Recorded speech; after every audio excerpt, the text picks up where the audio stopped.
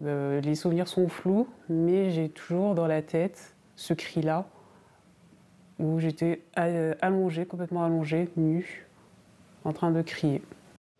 Elle n'avait que 2 ans, mais elle s'en souvient encore. Assa a été excisée alors qu'elle était en vacances en famille au Mali. Après des années de silence, c'est pendant un cours d'éducation sexuelle au collège qu'elle réalise que quelque chose ne va pas.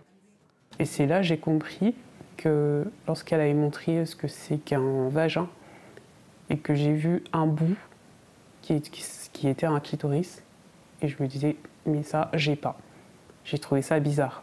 Je me sentais salie, je me sentais agressée et j'avais une haine profonde envers mes parents et surtout envers ces pratiques ancestrales. Des pratiques encore taboues. Comme Assa, on estime à 125 000 en France le nombre de femmes excisées. Beaucoup ne savent pas qu'elles en sont victimes et qu'une réparation est possible. Oui, venez. Sarah Abramovic dirige une unité pour les femmes victimes de mutilations génitales. Elle répare une centaine de femmes chaque année.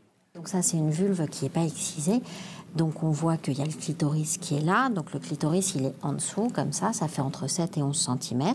Et quand l'exciseuse, elle coupe la partie externe. L'idée de la chirurgie, du coup, c'est d'enlever la partie cicatricielle qui peut être épaisse et douloureuse et d'aller chercher la partie du clitoris qui est derrière pour le redescendre et le remettre à la bonne place. Pour Assa, opérée en septembre 2022, c'est une forme de renaissance. J'ai senti le clitoris, que ça fait...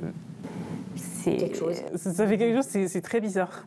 Ouais, Parce que du coup, un peu étonnante. Oui, ça. Ouais, je découvre. Mais la réparation va bien au-delà de l'opération. Aujourd'hui, Assa est toujours suivie par psychologues et sexologues qui l'aident à se réapproprier son corps.